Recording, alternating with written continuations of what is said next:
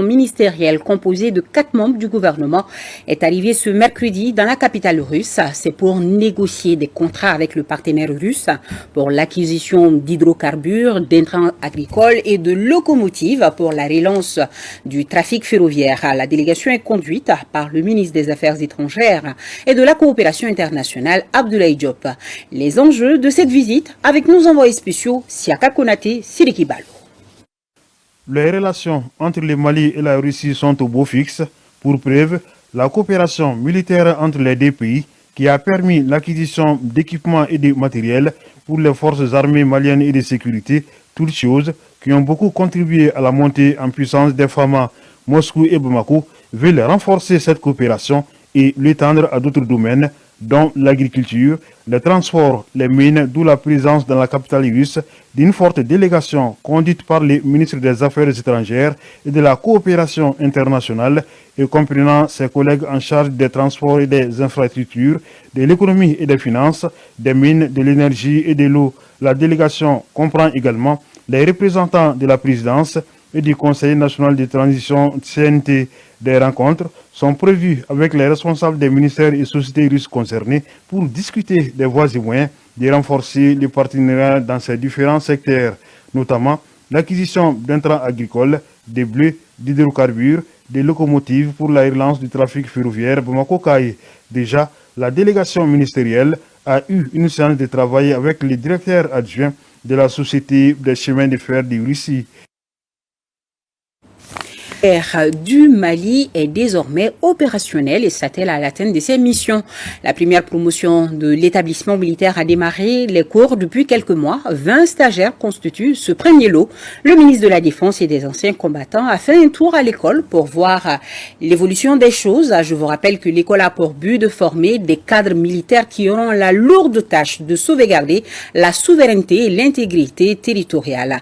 La rencontre avec Néné a constitué un véritable moment d'échange et de partage. C'était sous les yeux de notre reporter Aridou Matina. Disposant désormais d'une école militaire de guerre, il s'agit pour le Mali, à travers cette école, de continuer à former des officiers supérieurs de façon rigoureuse dans tous les aspects du métier des armes en vue de rendre davantage efficace notre armée. La première promotion de l'école de guerre du Mali a débuté les cours le 29 novembre 2021. Une occasion pour le commandement militaire de rendre visite aux stagiaires pour les encourager à relever le défi. Nos hommes ont besoin de chefs à la hauteur. Comme on le dit dans l'armée, commander, c'est prévoir. Donc nous devons avoir des cadres qui sont intellectuellement bons, capables de se projeter sur le temps long pour anticiper et préserver les intérêts de notre vieille nation. Aujourd'hui, j'ai vu un encadrement motivé que je salue ici, avec des stagiaires qui sont à la tâche. C'est de former des cadres supérieurs, des officiers supérieurs de l'armée dans des fonctions qui les attendent pour leur deuxième partie de carrière, à savoir un milieu interarmé, un milieu multinational et un milieu de travail dans lequel ils collaboreront avec les hauts cadres de la fonction publique de l'État. Et donc globalement, l'école de guerre est destinée à cette mission-là, mais en plus elle a beaucoup d'autres vocations. La nouvelle école militaire de guerre du Mali dénote de la volonté de la hiérarchie militaire. Quant à la première promotion, elle compte 20 stagiaires, dont un personnel féminin. Journal, le chef d'état-major général des armées, le général de division Oumar Diarra. Et bonsoir, merci pour votre présence, mon général. Et nous venons tout à l'heure de suivre une guerre du Mali. Nous avons vu, compris les tâches qui les attendent. Justement, où en sommes-nous, mon général, dans le maillage de notre territoire aujourd'hui, suite au retrait du Mali du G5 Sahel? Comme beaucoup de Maliens, on se pose beaucoup de questions. Est-ce que peut-il avoir un impact ce retrait sur les opérations de lutte contre le terrorisme en général? Bonsoir madame. Donc cet après, ce soir je suis ici au nom de la haute hiérarchie militaire pour édifier nos compatriotes sur le retrait du Mali du G5 Sahel, et 10 retraits qui a fait objet de beaucoup d'interprétations. Donc mes propos s'articuleront autour de la force conjointe du G5 Sahel, qui est notre domaine de prédilection. Donc avant d'évoquer les impacts opérationnels sur nos opérations, je voudrais d'abord donner une configuration du déploiement du dispositif du G5 Sahel sur le territoire malien. Il s'agit premièrement d'un PC, le PC du G5 Sahel qui se trouve ici à Bamako, au niveau de la zone aéroportière. Et deuxièmement, il y a le dispositif qui se trouve le long de la frontière mauritanienne, y compris nos emprises qui sont à Nampala et Gomakura. Et le troisième dispositif, c'est le dispositif qui se trouve le long de la frontière avec le Burkina Faso et la zone des 3 frontières, y compris nos emprises qui sont à Tessit et puis Boulikessi. Oui. Donc, pour répondre à votre question, effectivement, les impacts opérationnels d'ordre général, ça va bouleverser certainement l'esprit qui a prévalu à la création du G5. Il s'agit de la mutualisation des ressources et des moyens des pays effectivement du G5 Sahel. Oui. Ça, c'est le premier impact d'ordre général. Deuxièmement, il y aura une discontinuité dans le prolongement géographique de la bande sahélo-saharienne dans le cadre de la lutte contre le terrorisme. Oui. Donc, au niveau de nos forces, je dirais que les impacts sont faibles, parce que premièrement, les forces qui sont concernées déjà sont des forces maliennes qui étaient sous commandement de la FCG5 Sahel. Et avec ce retrait, ces forces retombent sous notre commandement malien, sous le commandement malien. Oui. Et voilà. Deuxièmement, le soutien logistique était assuré à 98% par le gouvernement malien. Tout ce qui concerne l'alimentation, les véhicules, tout ce qui s'ensuit était assuré déjà par le gouvernement malien. Donc à ce niveau, il y a vraiment peu d'impact. Et je dirais d'ailleurs que le peu de soutien additionnel qui était assuré par la force du G5 Sahel a été déjà suspendu depuis un certain temps, pour des raisons obscures que nous ne savons pas. Et donc ce soutien additionnel, déjà le dernier soutien additionnel, les femmes n'en ont même pas déjà bénéficié. Donc d'une manière générale, moi je dirais que ça a peu d'impact vraiment sur la conduite de nos opérations. Alors, si je vous comprends, d'après vos explications, tout était sous commandement malien. Quel bilan peut-on donc tirer de la présence du G5 Sahel 2014 à nos jours, mon général? Effectivement, c'est une question qui est régulièrement posée et l'opérationnalisation de cette force conjointe a toujours été des sujets qui ont été régulièrement évoqués à tous les niveaux. Oui. Et aujourd'hui,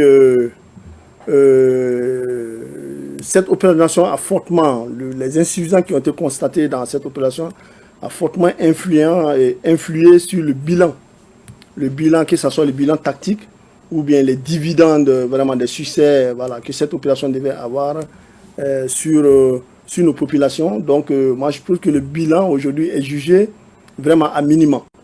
Oui, à minima. Ok, alors aujourd'hui, quelles sont les perspectives après ce retrait? Renforcement des acquis, vous allez continuer sur la même donne? Comment ça va se passer?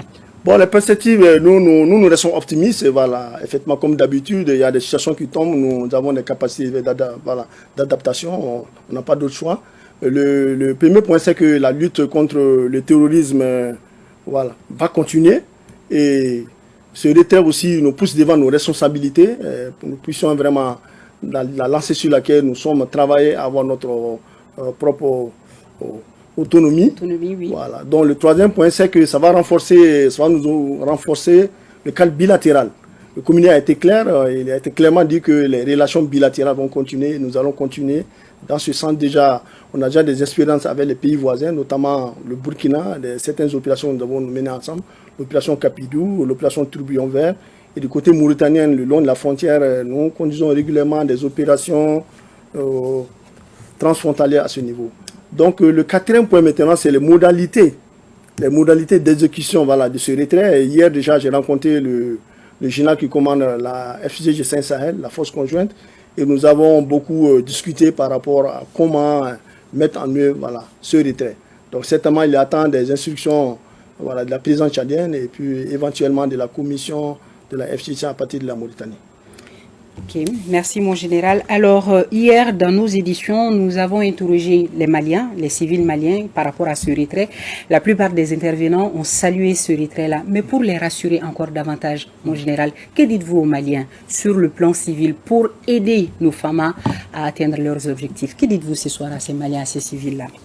Moi, je voudrais rappeler, je voudrais rassurer nos compatriotes que la lutte contre le terrorisme, aujourd'hui, les femmes sont au devant. Et la dynamique qui est en cours va continuer. Et ce retrait, je trouve que n'impactera pas durement vraiment ce que nous sommes en train de faire déjà. Il s'agit de prendre en compte les emprises qui étaient sous le commandement de la FCG Sahel.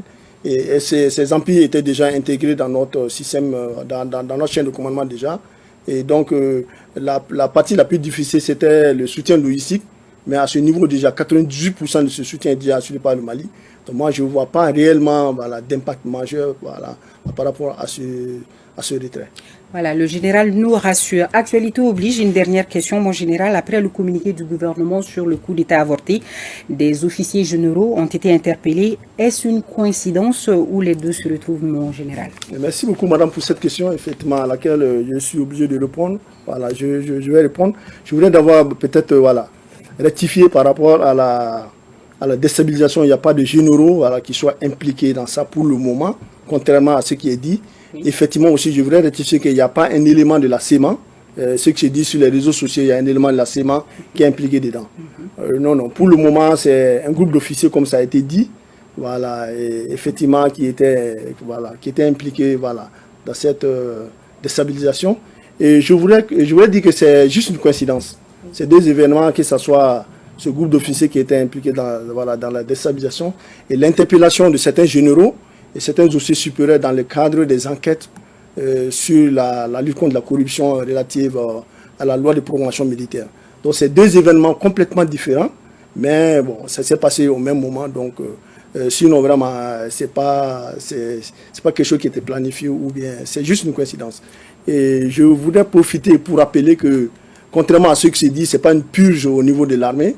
Voilà, il y a ce qui est dit, si certaines antennes, ce n'est pas ça. Oui. Et je voudrais dire aussi que cet échec de déstabilisation renforce davantage notre conviction que ce que nous sommes en train de faire au sein des forces armées de sécurité, la cohésion, l'unité, la solidarité entre les forces, dans une chaîne de commandement unie et unifiée, a porté fruit.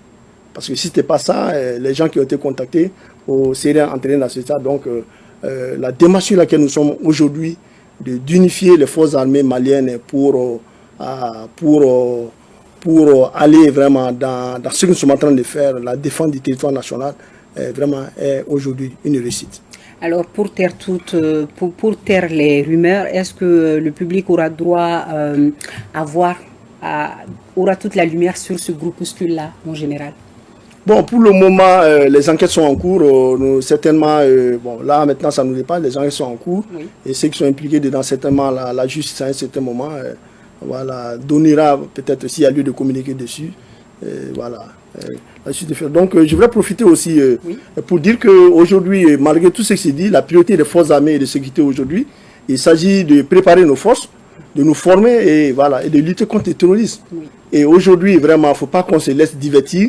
Notre priorité aujourd'hui, c'est de défendre le territoire national, la protection des personnes et de leurs biens. Sinon, tout le reste, vraiment, c'est des actions de divertissement pour nous. Okay. De rester unis derrière nos femmes. C'est ça le message. Merci beaucoup, mon général.